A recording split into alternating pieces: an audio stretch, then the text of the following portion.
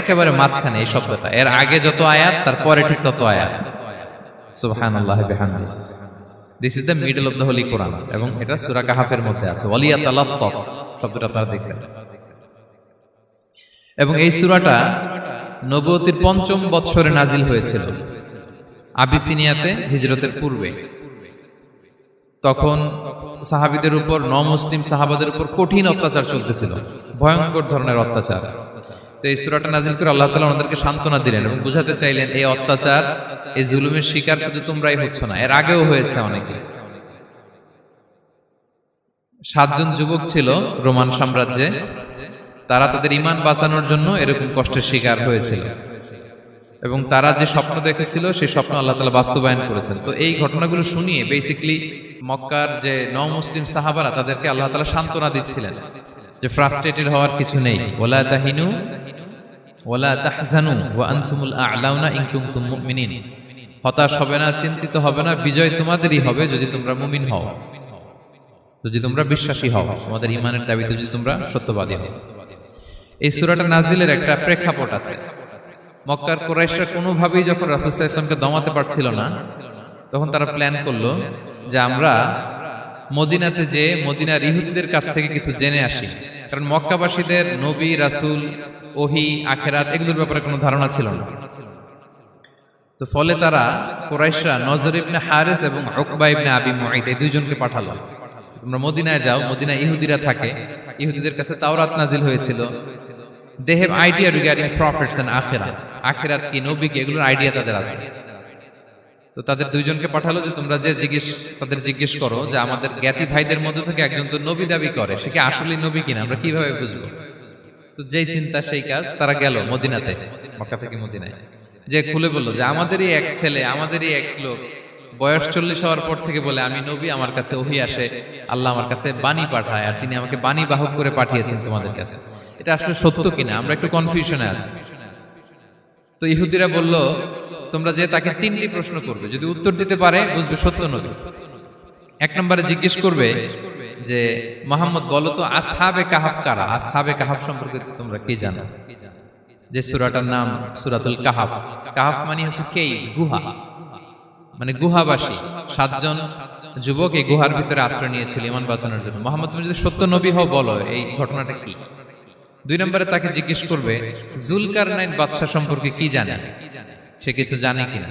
3 নম্বর তাকে জিজ্ঞেস করবে মা হুয়া রূহ, রূহ কি, যে রূহটা দেহে ঢুকলে মানুষ নড়ে চড়ে, প্রাণবন্ত একটা অ্যানিমেশন থাকে, এটা বের হয়ে গেলে সে ডেড বডি, লাশ হয়ে পড়ে থাকে। What is the origin of রূহ, স্পিরিট। এই 3টা প্রশ্নের উত্তর যদি জানে তাহলে আসলেই সে সত্য নবী। তারা এসে জিজ্ঞেস করলো মুহাম্মদ বলো আসহাবে কাহাফ কারা, বলো জুলকারনাইন কে, বলো রূহ কি। এই 3টা প্রশ্নের উত্তর যদি করতে পারো তাহলে বুঝবে তুমি সত্য নবী। রাসূল সাল্লাল্লাহু আলাইহি ওয়াসাল্লাম বললেন ঠিক আছে যাও, আগামীকাল উত্তর বলে দেব। তিনি ইনশাআল্লাহ বলতে ভুলে গেলেন। রাসূল সাল্লাল্লাহু আলাইহি ওয়াসাল্লামের ধারণা ছিল প্রতিদিনই তো জিবরাইল কোরআনের আয়াত নিয়ে আসে, তো তারই ধারাবাহিকতায় আগামীকাল আসবে, আমি জিজ্ঞেস করে নিব এই 3টা প্রশ্নের উত্তর। তারপরের দিন সবাই এসে হাজির, কিন্তু জিবরাইল আলাইহিস সালাম আসেনি। রাসূল সাল্লাল্লাহু আলাইহি ওয়াসাল্লাম একটু বিব্রতকর পরিস্থিতিতে বললেন। তারা বলল তুমি তো আজকে অ্যাপয়েন্টমেন্ট দিয়েছো, ডেট দিয়েছো, বলো উত্তর বলো। রাসূল সাল্লাল্লাহু আলাইহি ওয়াসাল্লাম বলল আজকে না, আগামীকাল বলে দিলাম। রাসূল সাল্লাল্লাহু আলাইহি ওয়াসাল্লাম ইনশাআল্লাহ কথাটা আর মনে করতে পারতেছেন না। এরপরের দিনও তারা এসে হাজির, কিন্তু রাসূল সাল্লাল্লাহু আলাইহি ওয়াসাল্লাম উত্তর দিতে পারতেছেন না। তারপরের দিন এভাবে পিছাচ্ছেন, রাসূল সাল্লাল্লাহু আলাইহি ওয়াসাল্লাম ডেট দিচ্ছেন না। এভাবে 1 দিন 2 দিন 3 দিন না, 15 দিন। কয় দিন? এদিকে তো এই প্রশ্নের উত্তর জানার জন্য এখন 1 জন 2 জন আসে না, দলে বলে কাফিররা আসে। কারণ রাসূল সাল্লাল্লাহু আলাইহি ওয়াসাল্লামকে এখানে অপমান করা যাচ্ছে, ছোট করা যাচ্ছে, হেয় করা যাচ্ছে। তারা এসে হাসাহাসি করে।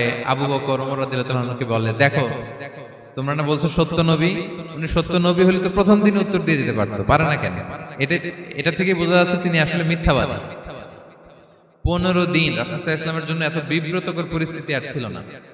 15 দিন পর আল্লাহ তাআলা আয়াত নাযিল করলেন ওয়ালা তাকুলান্না বিশাইইন ইন্নী ফাইলুন যালিকা গাদা ইল্লা আইয়াশা আল্লাহ। অর্থাৎ হে নবী, ভবিষ্যতের কোনো কাজে যখন ওয়াদা দিবেন, কমিটমেন্ট করবেন, আপনি আইয়াশা আল্লাহ মানে ইনশাআল্লাহ বলা ছাড়া কখনো দিবেন না। রাসূল সাল্লাল্লাহু আলাইহি ওয়াসাল্লামকে শিক্ষা দেওয়ার মধ্য দিয়ে বেসিক্যালি আল্লাহ তাআলা গোটা মুসলিম উম্মাহকে শিক্ষা দিলেন, আমাদেরকে শিক্ষা দিলেন, যাতে আমরা ভবিষ্যতের কাজে আগে ইনশাআল্লাহ বলি। তো রাসূল সাল্লাল্লাহু আলাইহি ওয়াসাল্লাম লেসনটা পেলেন, এরপর আল্লাহ তাআলা উত্তর জানিয়ে দিলেন, আম হাসিবিতা আন্না আসহাবাল কাহফি ওয়ার রাকিমি কানু মিন আয়াতিনা আজাবা। টানা 2 পৃষ্ঠা উত্তর দিলেন আসহাবুল কাহফ কারা। তাওরাত, জাবুর, ইনজিলে কোথাও এত বিস্তারিত উত্তর নাই আসহাবে কাহফের ব্যাপারে। আল্লাহ তাআলা আল কাহাফ, সূরাতুল কাহাফ নামে গুহাবাসীদের নামে একটা সূরা দিলেন, বিস্তারিত 2 পৃষ্ঠায় বর্ণনা করলেন তারা কারা। কুরাইশরা তো তাআজ্জব বনে গেল, ঘটনা কি, মুহাম্মদের উত্তর কিভাবে জানলো? সে তো কারো কাছে পড়ে নাই, লেখে নাই, এই দেশের বাইরেও কোথাও যায় নাই।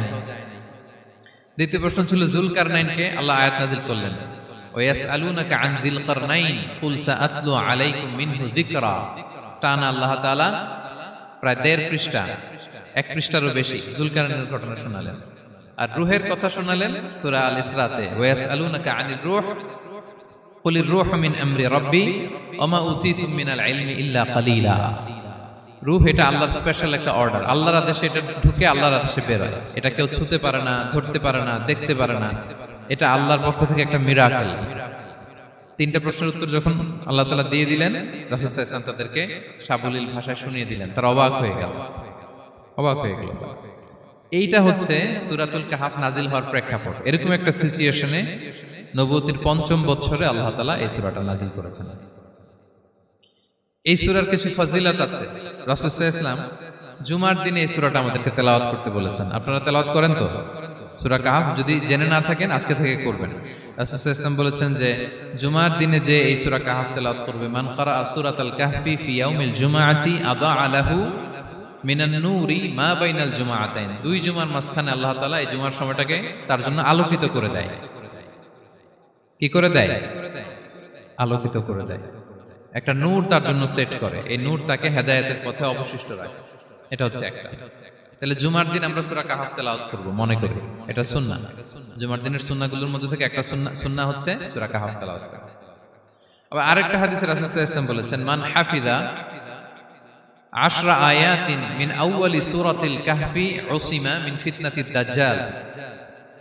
যে ব্যক্তি সূরা কাহাফের প্রথম 10 আয়াত মুখস্থ করবে সে দাজ্জালের ফিতনা থেকে মুক্তি পাবে। দাজ্জালের নাম তো আপনারা শুনেছেন, ভয়ঙ্কর ডেঞ্জারাস একটা ক্যারেক্টার। পৃথিবীর শুরু থেকে শেষ পর্যন্ত এর চেয়ে বড় ফিতনা আসেনি, আসবেও না। দাজ্জালের ফিতনা, সে তার এক চোখ থাকবে, আরেক চোখ এরকম বন্ধ থাকবে, এখানে লেখা থাকবে কাফারা। কোনোভাবেই তাকে দমানো যাবে না, হত্যা করা যাবে না। আল্লাহ নবী ঈসা আলাইহিস সালাম তাকে হত্যা করবেন। তো যে ব্যক্তি সূরা কাহাফ তেলাওয়াত করবে, সূরা কাহাফের প্রথম 10 আয়াত বিশেষ করে মুখস্থ রাখবে, আল্লাহ তাআলা উসিমা মিন ফিতনাতিদ দাজ্জাল, দাজ্জালের ফিতনা থেকে তাকে বাঁচাবেন। তা আমরা দাজ্জালের ফিতনা থেকে বাঁচতে চাই কি চাই না? আমরা